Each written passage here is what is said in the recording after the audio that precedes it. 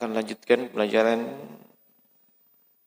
dari kitab Al-Wajiz fi Fiqhis Sunnah wal Kitabil Aziz yang masih di Kitabul Janaiz, atau kitab yang membahas tentang prosesi jenazah dan yang berkaitan dengan prosesi tersebut.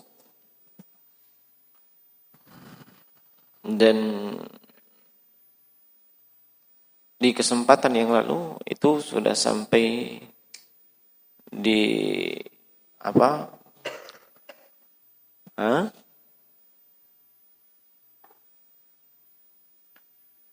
Iya, batas akhirnya sampai di mana?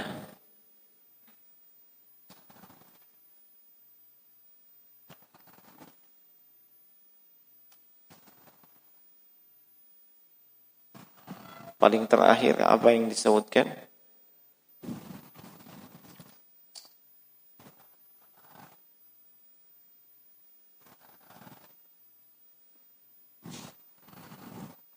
Tentang masalah pemakaman, sudah?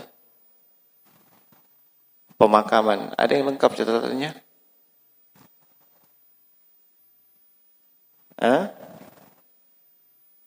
Apa yang terakhir? Pemakaman.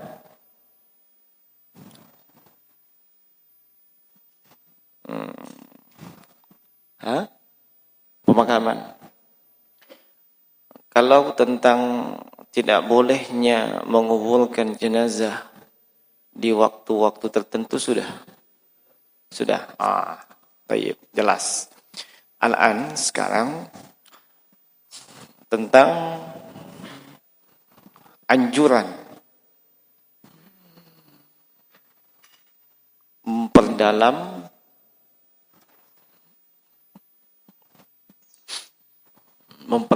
liang kuburan.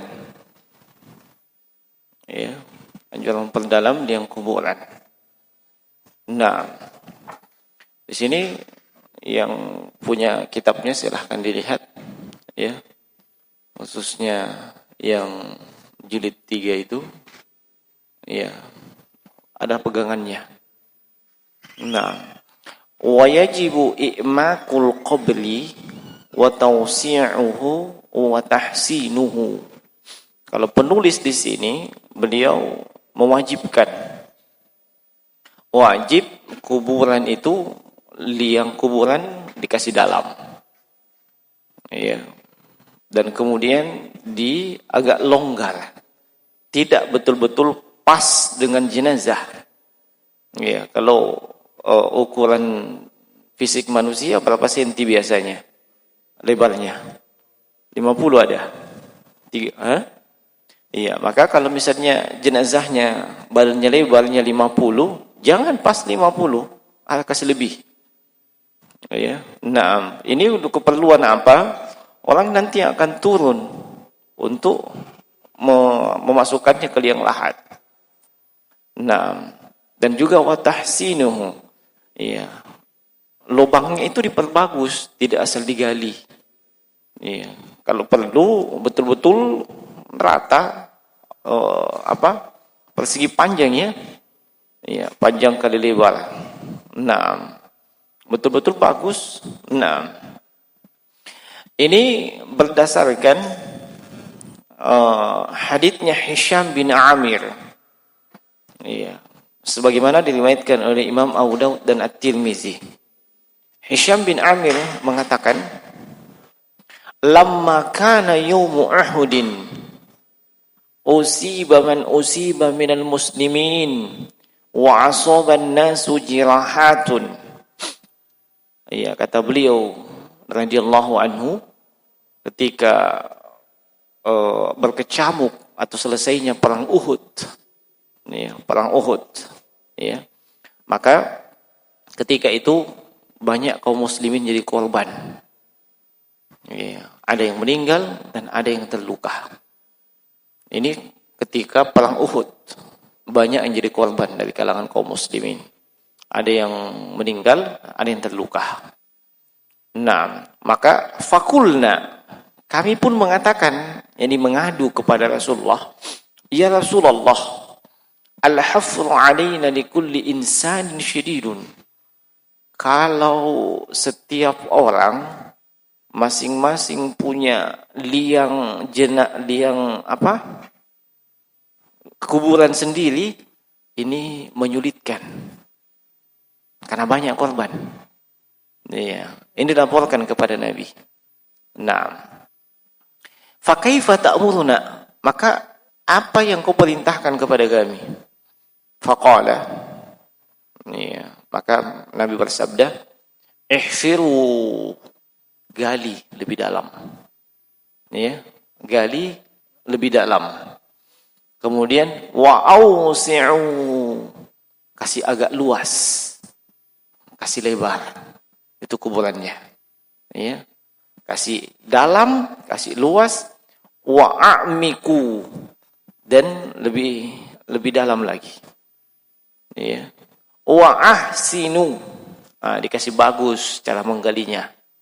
Ya, dan juga lubangnya. Artinya jangan asal-asalan. Ya, nah, kan kita biasa lihat orang menggali, ya asal-asal, yang penting menggali, yang penting lubang.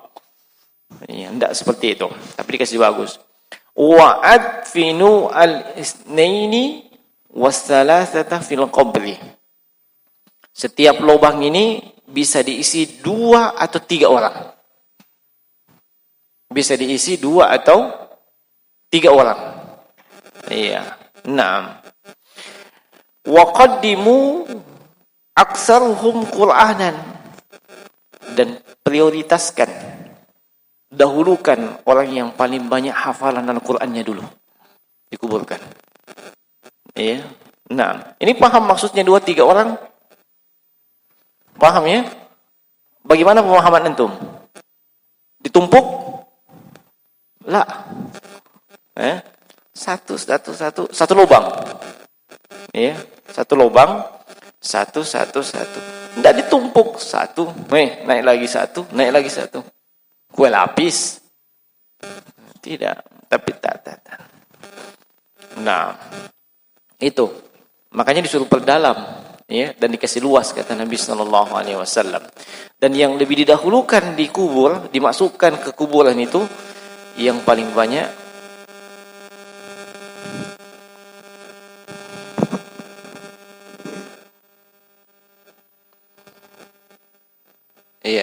HP ya. Terganggu sinyalnya. Gitu kan?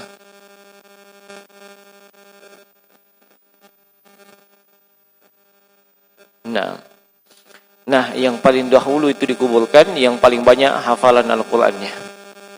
Nah,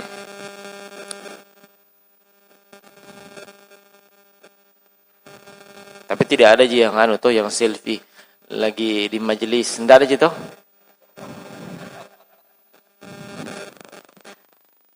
Naam, ikhwan modus. Naam. Baik. Qala, maka meriwayatkan hadis Hisham bin Amir mengatakan, fakana abi thalithah. Ya. Ayahku itu adalah salah satu dari 3 orang. Ya. Salah satu dari 3 orang yang ikut dikuburkan di situ pertama. Iya. Dan ayahnya beliau itu penghafal Al-Qur'an. Nah, ayahnya beliau penghafal Al-Qur'an. Wa kana aktsaruhum Qur'anan faquddima. Iya. Ayahku penghafal Al-Qur'an.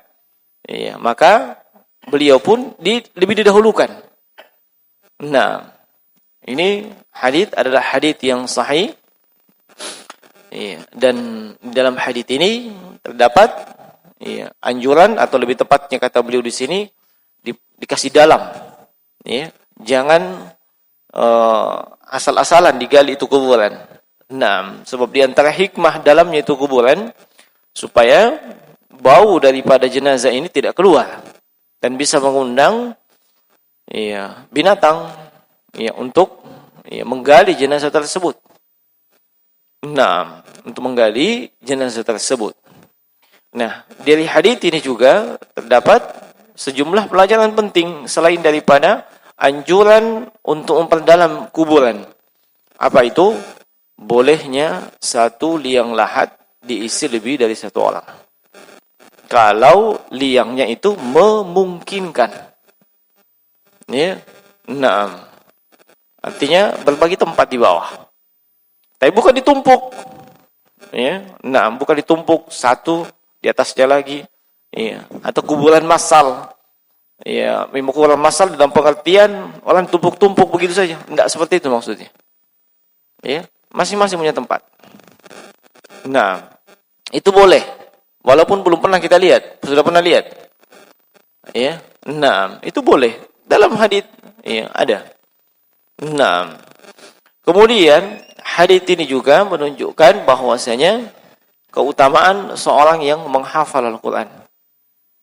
Nah, keutamaan seorang yang menghafal Al-Qur'an. Iya, ketika penguburan dan penguburannya yang dikuburkan itu banyak, maka yang lebih banyak hafalan Al-Qur'annya. Nah, bagaimana kalau tidak hafal semua?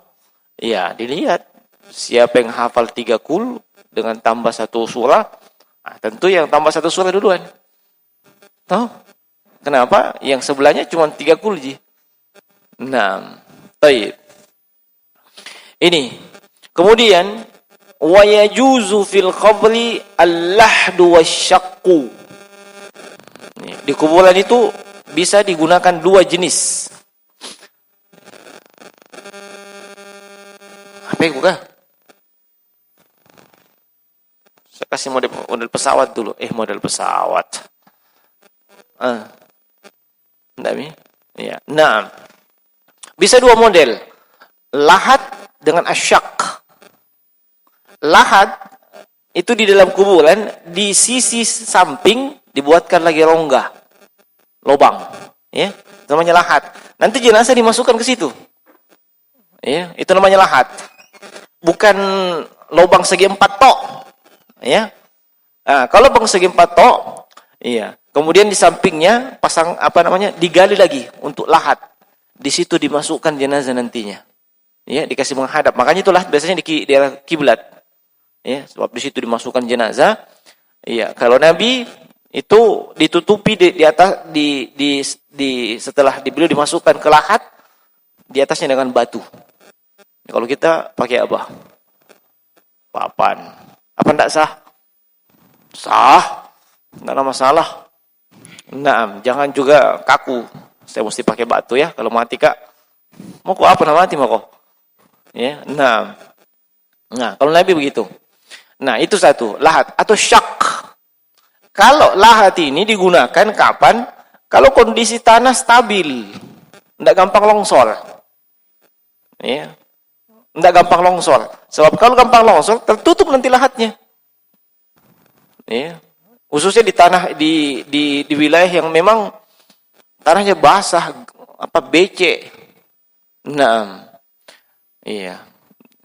Nah, kalau kondisi tanah stabil, ya, tidak gampang longsor, tidak gampang jebol, bikinkan lahat. Kalau tidak, bikinkan syak. Apa itu syak? Di tengah kuburan dibikinkan kayak lahat juga, tapi di tengah ini posisinya, tengah kuburan. Paham maksudnya? Di tengah. Iya. Nah, itu juga boleh. Semuanya pernah dilakukan di masa Nabi SAW. Tinggal dikondisikan dengan kondisi tanah. Ya, nah, dikondisikan dengan kondisi tanah. Jadi dibikinkan lubang kecil lagi di tengah. Ya. Nah, di situ nanti dimasukkan jenazahnya, dikasih menghadap ke kiblat. Kalau misalnya kiblatnya sebelah sana, iya, kita kasih hadap kiblat dia, dikasih ada nanti penjelasan kayak orang tidur dengan lambung sebelah kanan. Ya, bukan tidur kayak gini. Bukan, itu biasanya yang dikasih peti jenazah. Ya, makanya tidak dianjurkan untuk peti jenazah kecuali kondisi jenazah tidak memungkinkan untuk dimakamkan dengan prosesi yang seperti tadi. Baru pakai peti. Kalau tidak, jangan. Ya, nah, jadi pakai syak namanya. Nah, itu boleh. Lijaliyani ala amali alaihi ma fi ahdi Nabi sallallahu alaihi wasallam. Lakinnal awwal afdal. Ya, jadi kuburan dengan menggunakan lahat atau menggunakan syak, dua-duanya boleh. Ya, pernah dilakukan di masa Nabi. Tapi kata beliau yang paling utama itu kalau menggunakan lahat. Ya. Nah, ini istilah lahat, pernah dengar ada ungkapan menuntut ilmu dari ayunan sampai yang lahat? Ya. Baik, ternyata ada tuh lahatnya. Ya. Nah, antum selama ini paham dia lahat itu apa? Kuburan. Lahat itu yang samping itu. Kalau lubangnya ini lubang kuburan. Nah, lahatnya itu yang dibikin lagi di sampingnya. Nanti ditempelkan ke situ jenazahnya. Boleh ditutupi dengan sesuatu. Kalau Nabi batu, bisa juga dengan papan. Nih, kalau papan namanya di balik papan. Nah, ya kan? Iya. Yang tanya si fulan mana? Di balik papan. Nah, tayyib. Nah, An Anas bin Malik radhiyallahu ta'ala anhu qala, "Lamma tufiya an-nabiy sallallahu alaihi wasallam, kana fil madinati rajulun yulhid wa akhar yadrah. Faqalu, nastakhir rabbana wa nab'athu ilayhima, fa ayyuhuma sabaqa taraknahu, fa ursila ilayhima, fa sabaqa sahibul lahdi, fal lahdu lin nabi sallallahu alaihi wasallam." Nah, Anas bin Malik menceritakan, ini Anas bin Malik pembantunya Nabi. Ya. Pembantunya Nabi. Ketika Nabi wafat di Madinah. Iya. Ketika Nabi wafat di Madinah, maka ada orang yang menggali kubur. Iya. Ada orang yang menggali kubur. Orang pertama dia biasanya menggali bikin lahat.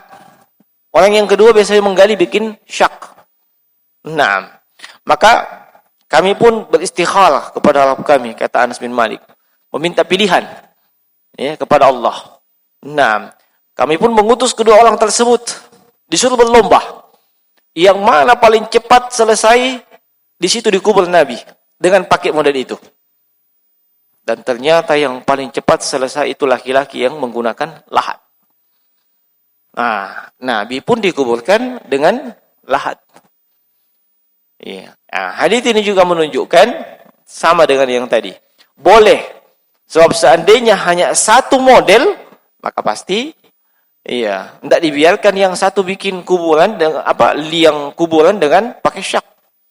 Tapi karena itu sudah biasa terjadi di masa Nabi, maka insyaallah itu boleh. Kemudian wa yatawalla inzal al-mayyit walau kana unsa ar-rijal dun an-nisa. Orang yang turun ke bawah, ya, orang yang turun ke bawah ini yang akan memasukkan jenazah, entah itu ke lahat atau ke syak, harus laki-laki. Tidak boleh perempuan. Ya, harus laki-laki dan tidak boleh perempuan. Ya. Walaupun jenazah ini adalah jenazah perempuan. Ya, walaupun jenazahnya adalah jenazah perempuan, tapi yang mengurus di bawah harus laki-laki. Nah, harus laki-laki. Nanti ada syarat tambahan. Orang yang turun ini ada syarat tambahannya.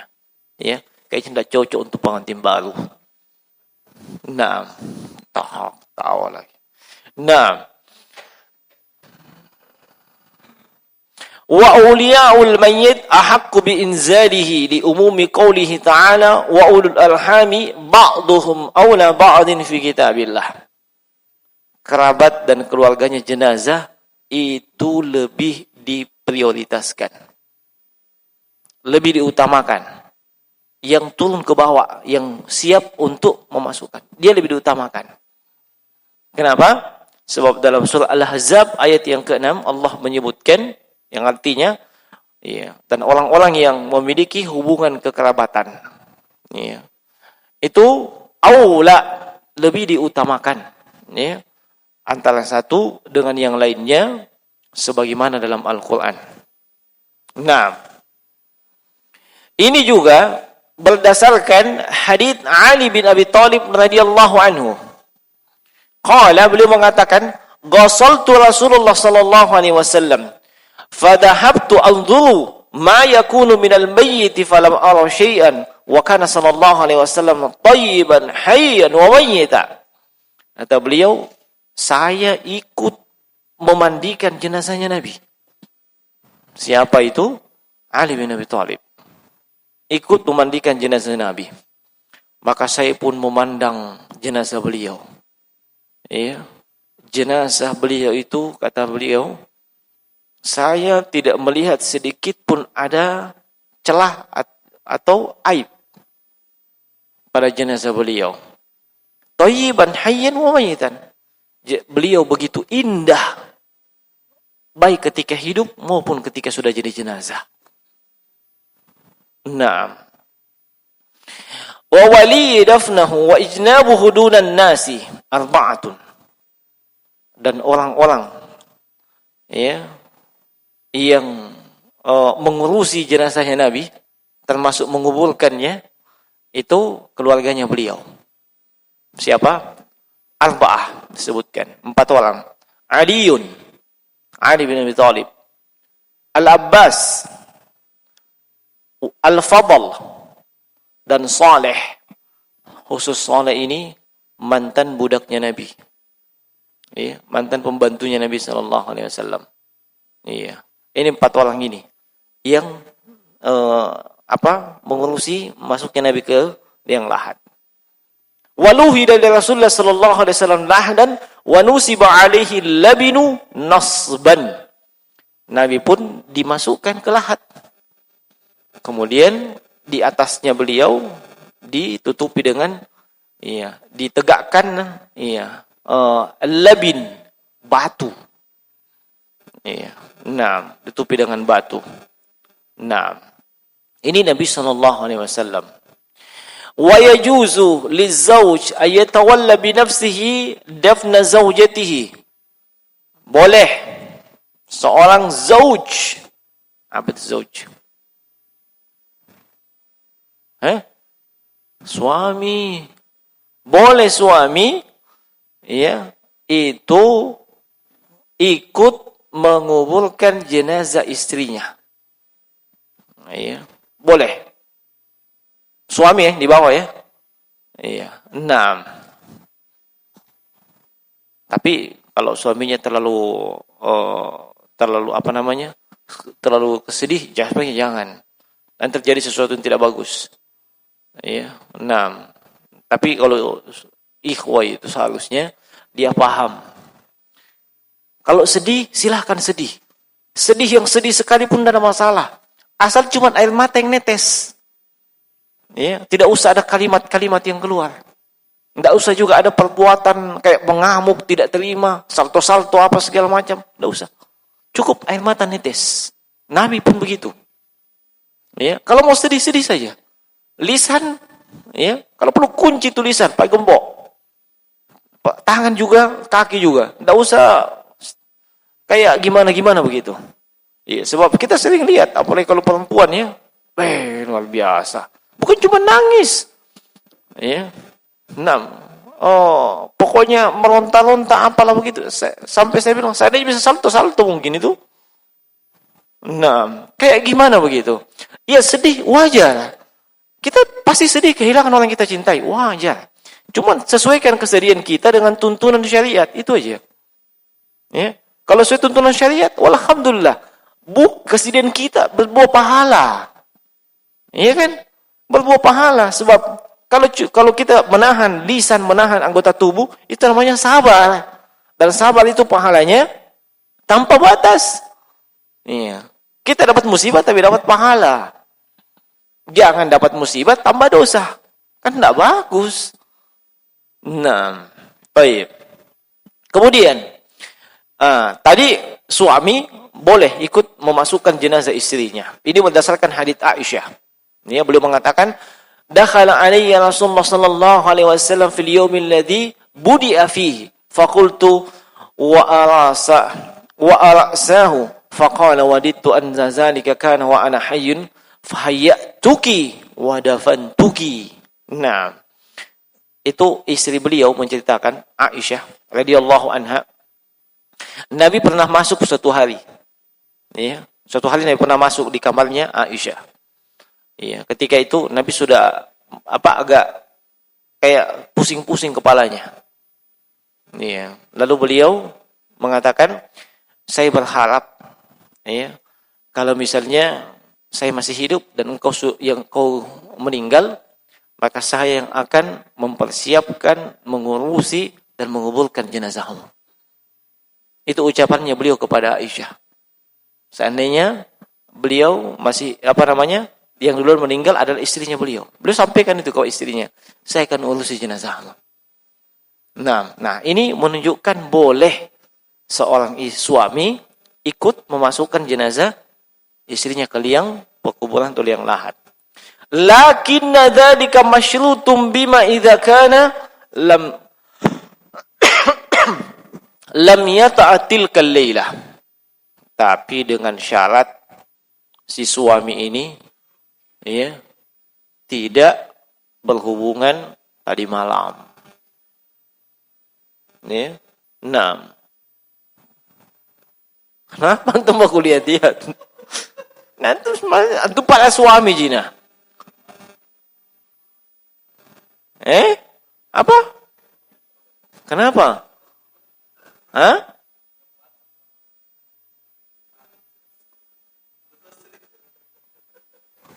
Gimana kalau dua istrinya beda boleh?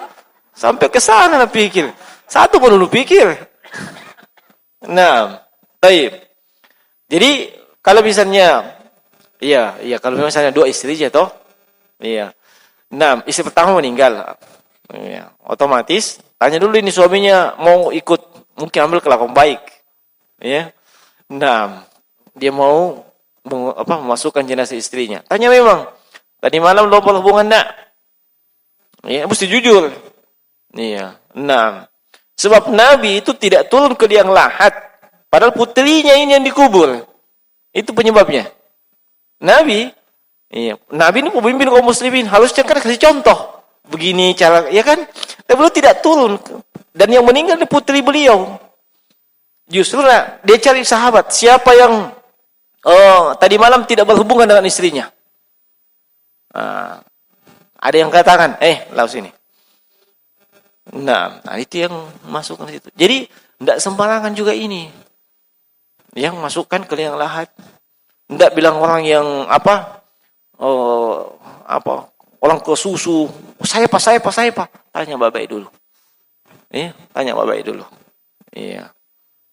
Lalu bagaimana kalau jomblo? Itu kalau pasti jomblo ya. Gitu. Nah, tidak mungkin berhubungan. Mau sama apa? Nah, kalau jomblo. Itu juga kalau dia beristri, apalagi lebih satu istrinya, waspada. Nah, tanya memang. Nah, wa illa lam yusyra lahu dafnuha. Kalau tidak disyariatkan dia ikut menguburkan jenazah istrinya. Wa kana ghairuhu huwal aula. Maka orang yang lain itu lebih diutamakan untuk melakukan penguburan. Walau kana ajnabiyan bisyartil mazkur. Iya.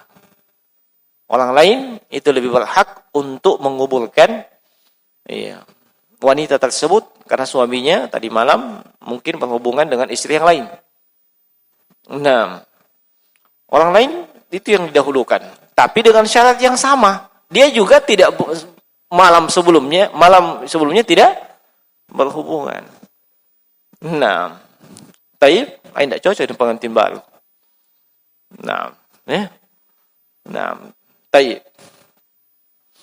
Li hadithi Anas, ini berdasarkan haditsnya Anas. Qala, beliau mengatakan syahidna ibnatu li Rasulillah sallallahu alaihi wasallam. Syahidna ibnatan li Rasulillah sallallahu alaihi wasallam wa Rasulullah sallallahu alaihi wasallam jalisun 'ala al-qabri fara'aitu 'ainuhu tadma'ani. Ya. Kata Anas, kami menyaksikan ikut menyaksikan prosesi jenazah putrinya Nabi. Nah, dan Rasulullah ketika itu duduk di dekat liang kuburan. Di dekat lubang kuburan. Iya. Saya melihat mata beliau meneteskan air mata yang banyak. Meneteskan air mata yang banyak. Summa qala. Lalu beliau bersabda, "Hal minkum min rajulin lam yuqaliful lailata?" apakah ada di antara kalian yang tadi malam tidak paham ya? Tidak berhubungan dengan istrinya? Tanya. Dan itu didengar oleh sahabat. Iya. Naam.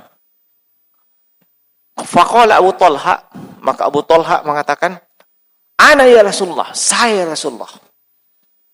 Ya. Ini Abu Talha, ini hebat ini Abu Talha. Abu Talha ini ada kisahnya tersendiri. Beliau dengan perbuatannya beliau dengan istrinya menyebabkan turun ayat dalam Al-Quran. Ya. Bagaimana beliau menjamu tamu. Ini Abu Talha dengan istrinya. Padahal di rumahnya pas-pasan makanan. Tapi beliau berani menjamu tamu. Iya. Nah. Iya. Makanya turun ayat dalam surah Al-Hasyr yang kalian hafal itu. Wa yu'thiruna ala anfusihim walau kana bihim khasasa.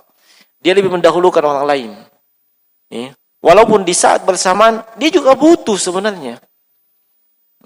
Nah, makanan yang ada cuma untuk anaknya saja. Ya, tapi berani-beraninya dia katakan, saya siap menerima tamunya Nabi. Tanpa telepon dulu istrinya. Bagaimana, Mak?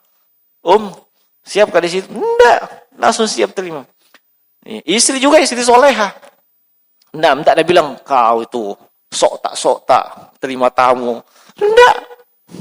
Dia suami soleha, istri soleha. Iya, langsung jalan pikiran bagaimana caranya supaya tamu ini makan, walaupun itu makanan jatahnya anak-anak. Jadi jatahnya untuk bapak ibu tidak ada sebenarnya. Maka anak-anak pun dihibur, dibelai sampai tidur. Setelah itu makanan disiapkan untuk tamu.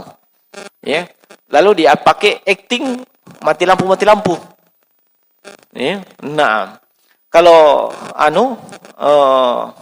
tamunya, ayo makan. Begitu makan kan nyala lampu.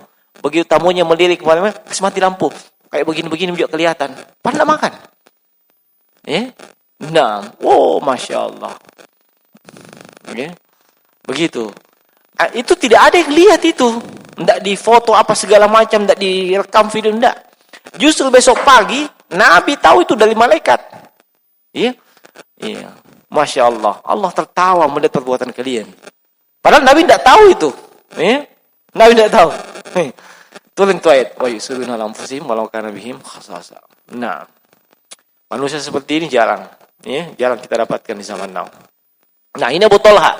Nah, ketika pengurusan jenazah putrinya Nabi, Abu Talha lagi tangan. Saya Rasulullah. Nah, maka Nabi mengatakan, qala fa'anzil. Qala fanazala fi qabriha. Maka Abu Talha pun turun mengurusi penguburan jenazah putri Nabi sallallahu alaihi wasallam. Nah, baik. Sudah masuk waktu ya?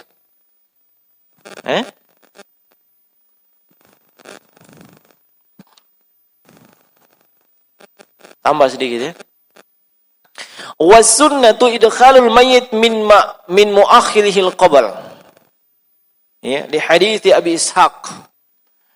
Qala أوصى الحارث أن يصلي عليه عبد الله بن يزيد فصلى عليه ثم أدخله القبر من قبل رجلي القبر وقال هذا من السنة.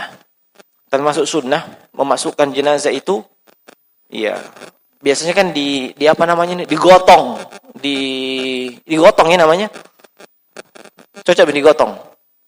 Kalau bahasa Indonesianya kurang tepat, kasih luruskan. Digotong, diarahkan ke kuburan. Yang sunnah itu kakinya duluan. Kakinya duluan. Nah, ini berdasarkan haditsnya Abu Ishaq radhiyallahu anhu. Beliau mengatakan, "Ausa al-Harits."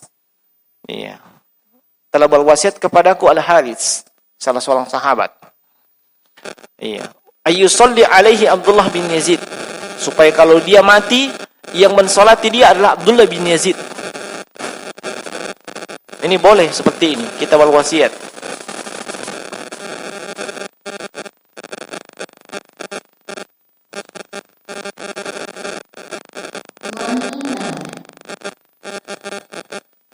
HP kayak itu atau apa? Kayaknya ganggu sinyal ya. Sinyal HP-mu. Nah, ini. Kalau HP bagus itu sinyalnya dia saling menghindar. HP tidak bagus itu. Nah, boleh seperti itu kita berwasiat. Boleh juga ditulis. Nanti kalau saya meninggal, saya ingin yang mensolati jenazah saya si fulan bin fulan. Ya, boleh. Nah,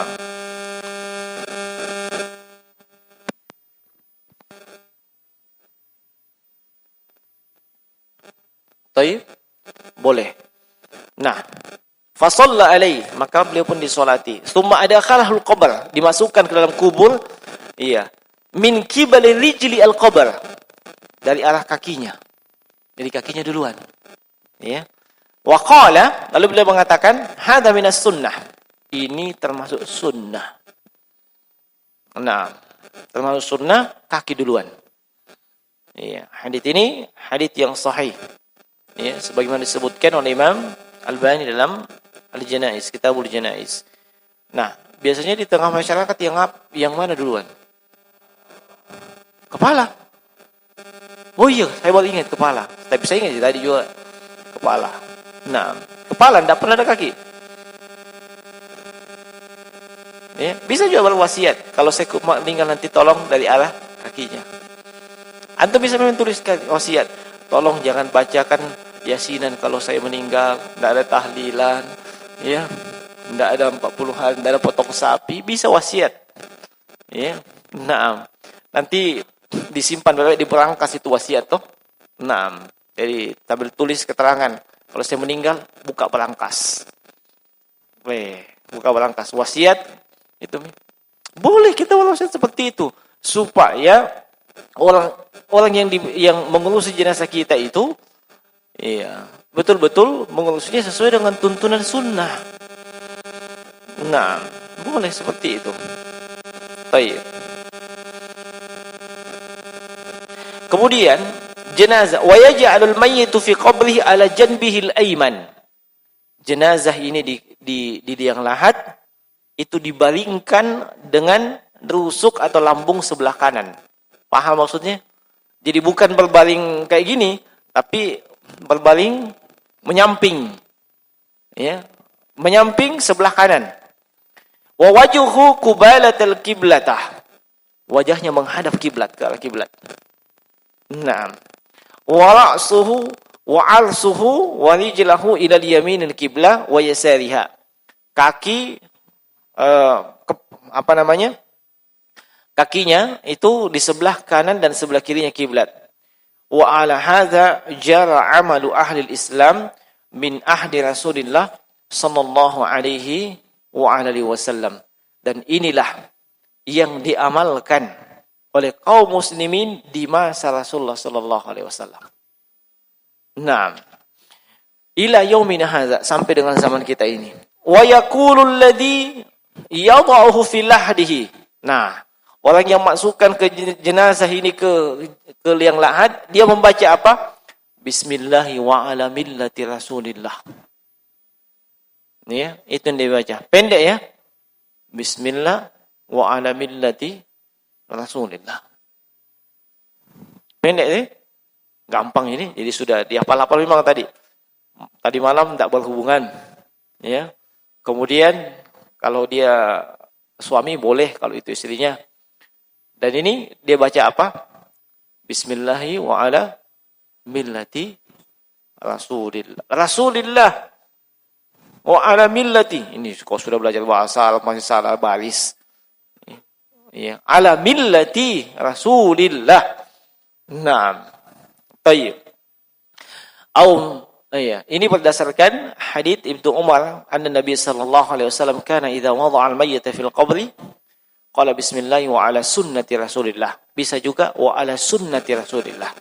Ya. Nah, bahwasanya Nabi ketika beliau meletakkan jenazah, beliau membaca itu tersebut. Nah.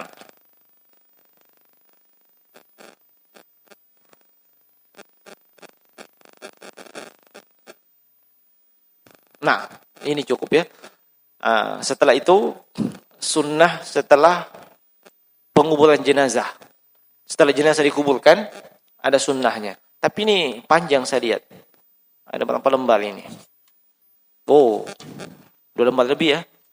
Pending saya dulu ini. Nah, iya. Jadi ini kalau prosesi penguburan jenazahnya. Nah, sudah hafal ya? Iya, nanti tinggal diamalkan. Dan tidak perlu lagi itu hanya untuk orang khusus. Iya, sebab di tengah masyarakat mereka pahami masalah mengkafani, memandikan, mengkafani, mensolati, menguburkan orang-orang khusus. Tidak, bukan orang kaum muslimin. Nah, tentunya kita belajar sunnah dulu. Sunnahnya gimana? Nah, baik, saya kira cukup. Demikian, nanti kita lanjutkan dengan apa sih yang kita lakukan setelah jenazah dikuburkan. Ya, nah, baik, saya kira cukup. Subhanakallahumma bihamdik, asyhadu an la ilaha illa anta, astaghfiruka wa atubu ilaik. Assalamualaikum warahmatullahi wabarakatuh.